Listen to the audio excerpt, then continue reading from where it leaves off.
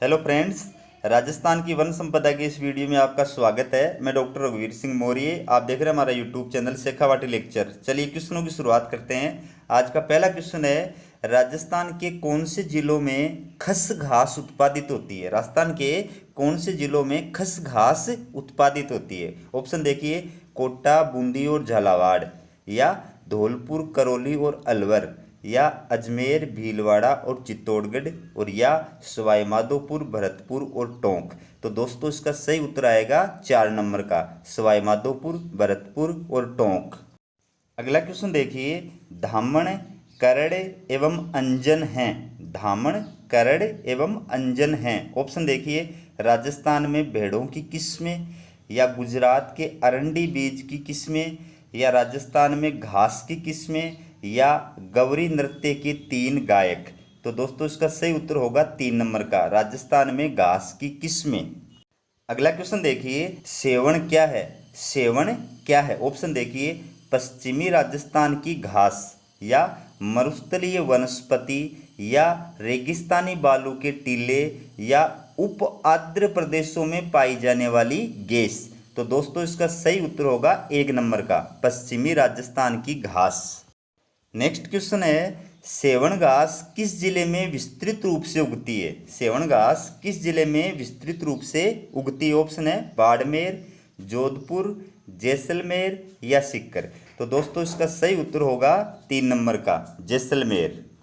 तो दोस्तों अभी आपने जितने भी क्वेश्चन देखे हैं सभी किसी न किसी एग्जाम के अंदर आए हुए हैं। अब चलिए इनके बारे में विस्तार से जानकारी प्राप्त करते हैं। देखिए, मरु क्षेत्र की प्रमुख घासें, सबसे पहले बात करें सेवण घास की। देखिए, यह पश्चिमी राजस्थान की मरुस्थलीय घास है जो कम वर्षा में होती है। ठीक है। दूसरी बात, इस घास को स्थानीय भाषा में लिल्लोण के नाम से जाना जाता है। याद रखना चित्र है, सेवण घास को स्थानीय भाषा में किस नाम से जाना जाता है? लिल्लोण के नाम से जाना जाता है। फिर है, इस घास का वानस्पतिक नाम लस्यूरुस सिडिकुस है। बहुत इंपॉर्टेंट है दोस्तों, सेवण घास का वानस्पतिक नाम क्या है? लस्यूरुस सिडिकुस।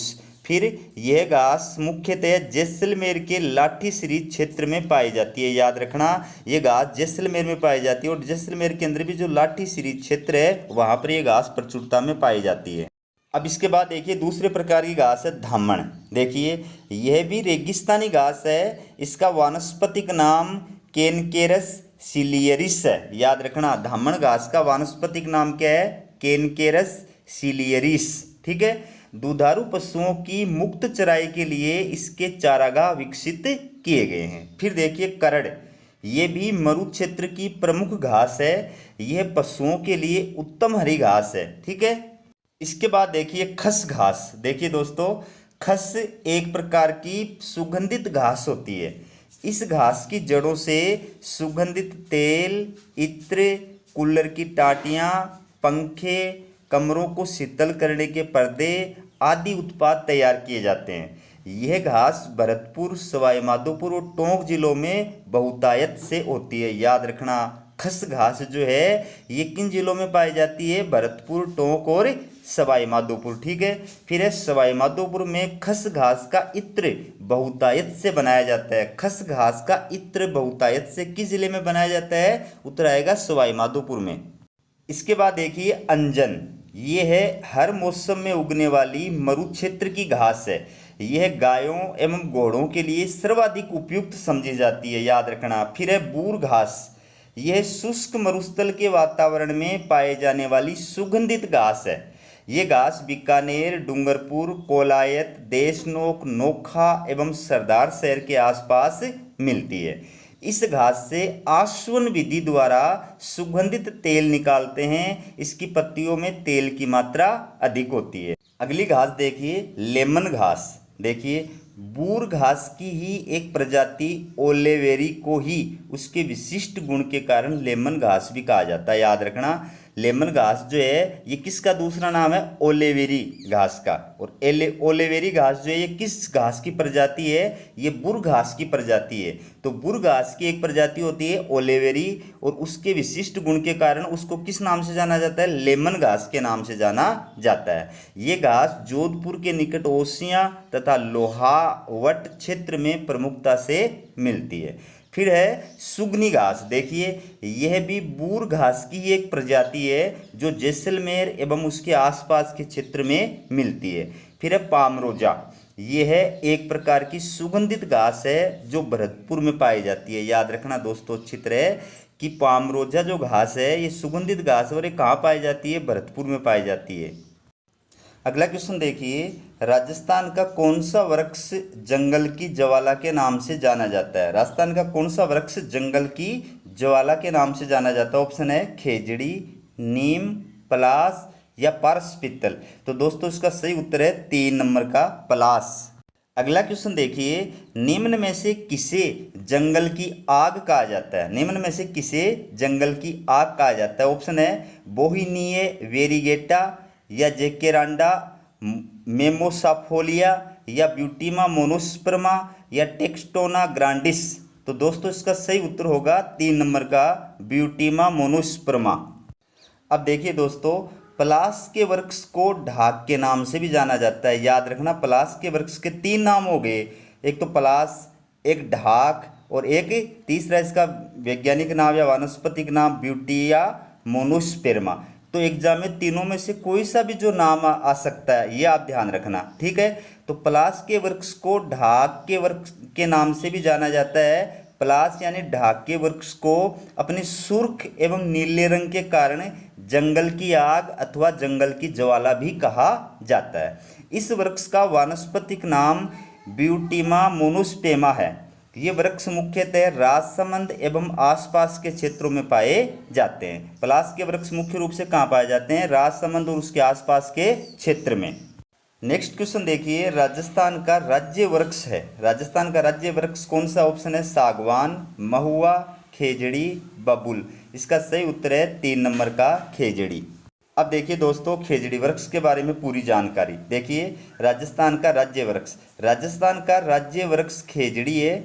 स्थानीय भाषा में इसको जांटी भी कहते हैं, ठीक है। खेजड़ी को समी वृक्ष और रेगिस्तान का कल्प वृक्ष भी कहा जाता है। बहुत इंपॉर्टेंट लाइन है दोस्तों, याद रखना। खेजड़ी वृक्ष को समी वृक्ष भी कहा जाता है और रेगिस्तान का कल्प वृक्ष या मरुभूमि का कल्प वृक्ष भी कहा जाता है। खेजड़ी का वैज्ञानिक नाम है प्रोसोपिस सेनेरेरिया। प्रोसोपिस सेनेरेरिया ये खेजड़ी का वैज्ञानिक या वानस्पतिक नाम है। फिर है विजयदशमी यानी दशहरा के दिन समी वृक्ष का पूजन किया जाता है। बहुत इंपॉर्टेंट लाइन है, याद रखना। विजयदशमी के दिन यानी दशहरा के दिन किस वृक्ष की पूजा की जाती है? तो खेजड़ी वृक्ष की यानी जांटी की यानी समी वृक्ष की पूजा की जाती है। फिर है खेजड़ी को 31 अक्टूबर 1983 को राजस्थान का राज्य वृक्ष घोषित किया गया था। अगला क्वेश्चन देखिए, रेगिस्तान का सागवान कौन सा वृक्ष है? रेगिस्तान का सागवान कौन सा वृक्ष? ऑप्शन है रोहिड़ा, खेर, खेजड़ी या बबूल। तो दोस्तों इसका सही उत्तर है 1 नंबर का रोहिड़ा।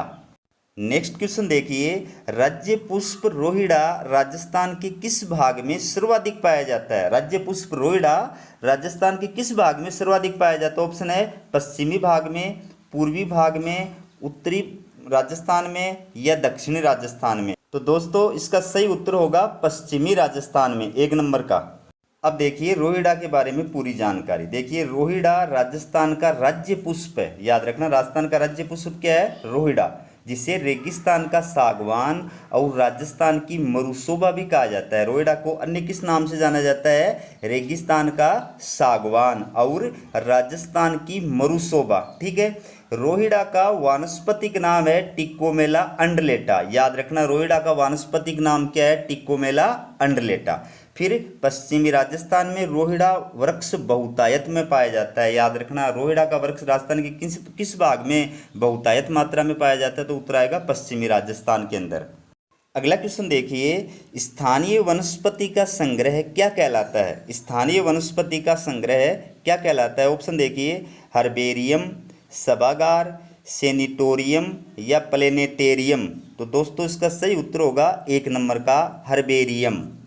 अब देखिए डिटेल, हर्बेरियम क्या होता है? वनस्पति उगाने के लिए छोटे छोटे घर बनाए जाते हैं जिन्हें हर्बेरियम के नाम से जाना जाता है। फिर देखिए एक्वेरियम, एक्वेरियम क्या होता है? विभिन्न प्रकार की लघु मछलियों एवं अन्य जीवों के लिए छोटे छोटे घर बनाए जाते हैं जिन्हें एक्वेरियम कहा जाता है, ठीक है। फिर है पंचकूटा। देखिए राजस्थान के लोगों की मनपसंद सब्जी, जिसमें 5 प्रकार के सूखे फल या बीज मिले होते हैं। ये हैं गुम्मट के बीज, केर, सांगरी, काचरी एवं गुंदा के फल। तो ठीक है, इन चीज़ों से बनी हुई जो सब्जी होती है वो राजस्थान की मनपसंद सब्जी होती है और उसका नाम है पंचकूटा। अगला क्वेश्चन देखिए, महुआ के पेड़ किस जिले में नहीं होते हैं? महुआ के पेड़ किस जिले में नहीं होते हैं? ऑप्शन है उदयपुर, चित्तौड़गढ़, डूंगरपुर, भरतपुर। तो दोस्तों इसका सही उत्तर होगा चौथे नंबर का भरतपुर में। अब देखिए महुआ के बारे में पूरी जानकारी देखिए। महुआ को आदिवासियों का कल्प वृक्ष कहा जाता है। महुआ को आदिवासियों का कल्प वृक्ष कहा जाता है। ठीक है, इसका वानस्पतिक नाम है मधुका लोंगोफोलिया। मधुका लोंगोफोलिया ये किसका वानस्पतिक नाम है? महुआ का। ठीक है, इसके फलों का प्रयोग तेल निकालने, विदेशी शराब बनाने में होता है। ठीक है, ये वृक्ष मुख्यतः डूंगरपुर, उदयपुर, चित्तौड़गढ़, झालावाड़ और सिरोही जिलों के अंदर पाया जाता है। नेक्स्ट क्वेश्चन देखिए, चट्टान पर उगने वाले पादप कहलाते हैं। चट्टान पर उगने वाले पादप क्या कहलाते हैं? ऑप्शन है अधिपादपीय, लवणोद्भिद या मरुद्भिद या शैलोद्भिद। तो दोस्तों इसका सही उत्तर होगा 4 नंबर का शैलोद्भिद। अब देखिए दोस्तों, मैंने वनस्पतियों के जितने प्रकार होते हैं वो सारे इसके अंदर लिख दिए हैं, एग्जाम की दृष्टि से बहुत इंपॉर्टेंट है। पहली देखिए वनस्पति मरुद्भिद। मरुद्भिद वनस्पति कौन सी होती है? शुष्क एवं अर्ध शुष्क क्षेत्रों में पाई जाने वाली वनस्पति। शुष्क और अर्ध शुष्क क्षेत्रों में पाई जाने वाली जो वनस्पति होती है उसको बोलते हैं मरुद्भिद। ठीक है, फिर है जलोद्भिद। देखिए जल या जल से ढकी हुई मृदा में पाई जाने वाली वनस्पति। जल या जल से ढकी हुई मृदा में पाई जाने वाली वनस्पति को क्या कहते हैं? जलोद्भिद। फिर है शैलोद्भिद, चट्टानों और गुफाओं में उगने वाली वनस्पति। चट्टानों और गुफाओं में उगने वाली वनस्पति को क्या कहते हैं? शैलोद्भिद। शैल का मतलब होता है चट्टान। ठीक है, फिर अगली है क्रोयाफाइटस। क्रोयाफाइटस ये कौन सी वनस्पति होती है? हिम यानी बर्फ में उगने वाली वनस्पति को क्रोयाफाइटस कहते हैं। ठीक है, फिर अधिपादप। देखिए वृक्षों के ऊपर बेल एवं फूलों के रूप में स्वतंत्र रूप से विकसित होने वाली वनस्पति, अपने घरों में जिसको अपन अम्बरबेल बोलते हैं ना, ठीक है ना, वो अधिपादप। ठीक है, ये स्वतंत्र रूप से विकसित होती है, किसी भी पेड़ के ऊपर ये जो है अपने आप विकसित हो जाती है। फिर है इन्हें एयर प्लांट भी कहा जाता है। ये सरिस्का में सर्वाधिक पाई जाती है, याद रखना। एयर प्लांट कौन सी वनस्पति को कहा जाता है? अधिपादप को। और ये राजस्थान में कहाँ पर पाई जाती है सर्वाधिक मात्रा में? सरिस्का के अंदर। अब नेक्स्ट क्वेश्चन देखिए, राजस्थान में किस प्रकार के वृक्ष सर्वाधिक वन क्षेत्र में पाए जाते हैं? राजस्थान में किस प्रकार के वृक्ष सर्वाधिक वन क्षेत्र में पाए जाते हैं? ऑप्शन है सागवान, धोकड़ा, सालर या बरगद। तो दोस्तों इसका सही उत्तर होगा 2 नंबर का धोकड़ा। अब देखिए धोकड़ा वृक्ष के बारे में जानकारी। देखिए इसका वानस्पतिक नाम एनोजिन्स पंडुला है। धोकड़ा वृक्ष का वानस्पतिक नाम क्या है? एनोजिन्स पंडुला। ये वृक्ष उत्तर पूर्वी राजस्थान में सर्वाधिक मात्रा में पाया जाता है, याद रखना। धोकड़ा वृक्ष राजस्थान के किस भाग में सर्वाधिक मात्रा में पाया जाता है? उत्तर आएगा उत्तर पूर्वी भाग में। ठीक है, ये है राजस्थान के वन क्षेत्र के सर्वाधिक भाग पर पाया जाता है। ये राजस्थान के वन क्षेत्र के लगभग 50% भाग पर पाया जाता है। ठीक है, इसका सर्वाधिक उपयोग ईंधन की लकड़ी और कोयला बनाने में होता है। यह मुख्य रूप से सवाई माधोपुर, करौली, अलवर, भरतपुर, बूंदी एवं चित्तौड़गढ़ में पाया जाता है। तो ये धोकड़ा वृक्ष के बारे में दोस्तों मैंने पूरी जानकारी इसके अंदर प्रदान कर दी है। नेक्स्ट क्वेश्चन देखिए, राजस्थान में निम्न में से कौन सी मुख्य वन उपज नहीं है? मुख्य वन उपज कौन सी नहीं है निम्न में से? ऑप्शन देखिए, इमारती या गोल लकड़ी, ईंधन लकड़ी, तेंदुपत्ता या बांस। तो दोस्तों इसका उत्तर होगा चौथे नंबर का बांस। अब देखिए दोस्तों, राजस्थान में वनोत्पाद। ठीक है, पहली मुख्य उपज कौन कौन सी होती है? वनों से प्राप्त मुख्य उपज कौन कौन सी है? इमारती लकड़ी, जलाने की लकड़ी, कोयला, गोला लकड़ी, तेंदुपत्ता। ठीक है, ये तो हो गई मुख्य उपज। अब आता है गौण उपज। गौण उपज में आएगी पत्तियां, फल, घास, गोंद, बांस, कत्था, खस, शहद, मोम, जड़ी बूटियां। ये क्या होगी? गौण उपज होगी। देखिए नेक्स्ट क्वेश्चन, एकेसिया केटेचू। एकेसिया केटेचू निम्नलिखित में से किसका वानस्पतिक नाम है? ऑप्शन देखिए, खेर, कत्था, गोंद या बांस। तो दोस्तों इसका सही उत्तर होगा 2 नंबर का कत्था। अगला क्वेश्चन देखिए, बांस राजस्थान के किस भाग में सर्वाधिक पाया जाता है? बांस राजस्थान के किस भाग में सर्वाधिक पाया जाता है? ऑप्शन देखिए, उत्तरी भाग में, दक्षिणी भाग में, पूर्वी भाग में या पश्चिमी भाग में। तो दोस्तों इसका सही उत्तर होगा 2 नंबर का, दक्षिणी भाग में। अगला क्वेश्चन देखिए, राजस्थान में गोंद उत्पादन के लिए प्रसिद्ध क्षेत्र है। राजस्थान में गोंद उत्पादन के लिए प्रसिद्ध क्षेत्र है। ऑप्शन है सौंकलिया, झाड़ोल, कोटड़ा या चौहटन। तो दोस्तों इसका सही उत्तर होगा 4 नंबर का, चौहटन। अब देखिए इनके बारे में विस्तृत जानकारी। देखिए गोंद, यह राजस्थान के पश्चिमी भाग में सर्वाधिक पाया जाता है। गोंद राजस्थान के कौन से भाग में सर्वाधिक पाया जाता है? पश्चिमी भाग में पाया जाता है। फिर है बाड़मेर जिले का चौहटन क्षेत्र गोंद उत्पादन के लिए राजस्थान में प्रसिद्ध है। याद रखना, गोंद जो है सबसे ज़्यादा कहाँ पर होता है? बाड़मेर में। और बाड़मेर में कौन सा क्षेत्र प्रसिद्ध है इसके लिए? चौहटन क्षेत्र प्रसिद्ध है। ठीक है। फिर आइए कत्था। देखिए कत्थे का वानस्पतिक नाम क्या होता है? एकेसिया केटेचू। एकेसिया केटेचू ये कत्थे का वानस्पतिक नाम होता है। कत्था खेर के वृक्ष के तने की छाल और टुकड़ों को उबाल कर प्राप्त किया जाता है। कत्था जो है किस वृक्ष के छाल से और टुकड़ों से प्राप्त किया जाता है? खेर के वृक्ष की। ठीक है। इसका उत्पादन मुख्यतः उदयपुर, चित्तौड़गढ़, झालावाड़, बूंदी, कोटा, भरतपुर और जयपुर जिलों में होता है। याद रखना। फिर है बांस, ये राजस्थान के दक्षिण में सर्वाधिक पाया जाता है। याद रखना, बांस का जो है वो राजस्थान में कौन से क्षेत्र में सर्वाधिक पाया जाता है? दक्षिण क्षेत्र में सर्वाधिक पाया जाता है। फिर बांस को आदिवासियों का हरा सोना कहा जाता है। बांस को आदिवासियों का क्या कहा जाता है? हरा सोना। यह आदिवासियों का हरा सोना किस वृक्ष को कहते हैं? उत्तर आएगा बांस को। अब नेक्स्ट क्वेश्चन देखिए, राजस्थान बजट 2021-22 की घोषणा के अनुसार पद्मश्री कैलाश सांखला स्मृति वन कहाँ स्थापित किया जाएगा? पद्मश्री कैलाश सांखला स्मृति वन कहाँ स्थापित किया जाएगा बजट घोषणा के अनुसार? ऑप्शन है जयपुर में, जोधपुर में, बीकानेर में या उदयपुर में। तो दोस्तों इसका सही उत्तर है 2 नंबर का, जोधपुर में।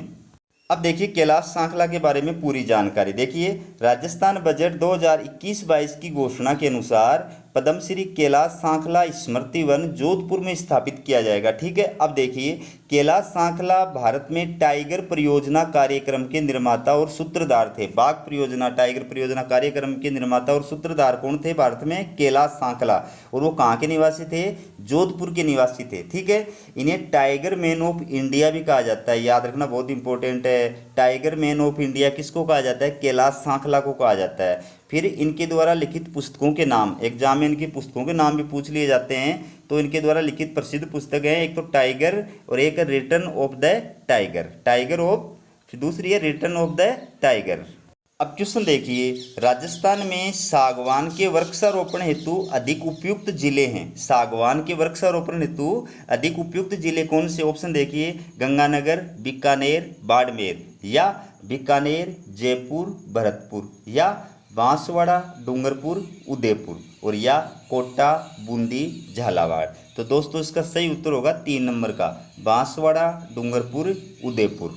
नेक्स्ट क्वेश्चन देखिए, तेंदुपत्ती राजस्थान के किस भाग में सर्वाधिक पाई जाती है? तेंदुपत्ती राजस्थान के किस भाग में सर्वाधिक पाई जाती है? ऑप्शन है दक्षिणी भाग में, उत्तरी भाग में, पूर्वी भाग में या पश्चिमी भाग में। तो दोस्तों इसका सही उत्तर होगा 1 नंबर का, दक्षिणी भाग में। देखिए इनके बारे में जानकारी। सागवान, देखिए सागवान वृक्ष राजस्थान के दक्षिणी क्षेत्र में पाया जाता है। ठीक है। फिर है ये वृक्ष 75 से 110 सेंटीमीटर वर्षा वाले भागों में पाया जाता है। ठीक है। बहुत इंपॉर्टेंट जानकारियां हैं। राजस्थान में सागवान के वृक्षारोपण हेतु सर्वाधिक उपयुक्त जिले हैं बांसवाड़ा, डूंगरपुर और उदयपुर। तो 3 लाइनों के 3 क्वेश्चन तैयार हो गए दोस्तों। फिर देखिए तेंदुपत्ती। दोस्तों तेंदुपत्ती का वानस्पतिक नाम है डाइओस्पिरोस मेलेनोजाइलान। डाइओस्पिरोस मेलेनोजाइलान ये इसका वानस्पतिक नाम है। फिर है तेंदू की पत्तियों से निर्मित प्रमुख उत्पाद बीड़ी है। ठीक है ना। तेंदुपत्तियों से निर्मित प्रमुख उत्पाद क्या है? बीड़ी। फिर है तेंदुपत्ती राजस्थान के दक्षिणी भाग में सर्वाधिक पाई जाती है। ठीक है। अब क्वेश्चन देखिए, राजस्थान की पहली वन नीति घोषित की गई थी। राजस्थान की पहली वन नीति घोषित की गई थी। ऑप्शन देखिए 18 फरवरी 2008 को, 17 फरवरी 2009 को या 17 फरवरी 2010 को या 28 दिसंबर 2009 को। तो दोस्तों इसका सही उत्तर होगा 3 नंबर का, 17 फरवरी 2010 को। नेक्स्ट क्वेश्चन देखिए, वन एवं पर्यावरण नीति घोषित करने वाला देश का पहला राज्य है। वन और पर्यावरण नीति घोषित करने वाला देश का पहला राज्य कौन सा है? ऑप्शन देखिए, राजस्थान, मध्य प्रदेश, उत्तर प्रदेश या उत्तराखंड। तो दोस्तों इसका सही उत्तर है 1 नंबर का राजस्थान। अगला क्वेश्चन देखिए, राजस्थान में सर्वप्रथम वन संरक्षण अधिनियम किस रियासत द्वारा बनाया गया था? वन संरक्षण अधिनियम राजस्थान में सबसे पहले किस रियासत के द्वारा बनाया गया था? ऑप्शन है जोधपुर, अलवर, उदयपुर या जयपुर। तो दोस्तों इसका सही उत्तर होगा अलवर रियासत के द्वारा। मैं आपको ये बता दूं कि 1935 में अलवर रियासत के द्वारा यह अधिनियम बनाया गया था। फिर देखिए, राजस्थान वन अधिनियम किस वर्ष पारित किया गया था? राजस्थान वन अधिनियम किस वर्ष पारित किया गया था? ऑप्शन है 1910 में, 1935 में, 1953 में या 2010 में। तो दोस्तों इसका सही उत्तर आएगा 1953 में, 3 नंबर का। अगला क्वेश्चन देखिए, सामाजिक वानिकी कार्यक्रम किस पंचवर्षीय योजना में प्रारंभ हुआ था? सामाजिक वानिकी कार्यक्रम किस पंचवर्षीय योजना में प्रारंभ हुआ था? ऑप्शन देखिए, पहली, दूसरी, तीसरी या 5वीं। तो दोस्तों इसका सही उत्तर होगा 4 नंबर का, 5वीं पंचवर्षीय योजना में। और आज का लास्ट क्वेश्चन देखिए, हरित राजस्थान योजना का प्रारंभ किस वर्ष हुआ था? हरित राजस्थान योजना का प्रारंभ किस वर्ष हुआ था? ऑप्शन है 2005 में, 2009 में, 2012 में या 2000 में। तो दोस्तों इसका सही उत्तर होगा 2 नंबर का, 2009 के अंदर, 2009 में। तो दोस्तों हमारा ये वीडियो आपको कैसा लगा कमेंट करके ज़रूर बताएं। अगर वीडियो आपको पसंद आए तो दोस्तों इसको ज़्यादा से ज़्यादा शेयर करें ताकि बाकी विद्यार्थियों को भी इसका लाभ मिल सके। चैनल अगर आपने सब्सक्राइब नहीं किया तो चैनल सब्सक्राइब जरूर करें ताकि नेक्स्ट वीडियो आपको समय पर मिल सके। ठीक है, हमारा वीडियो देखने के लिए आपका धन्यवाद।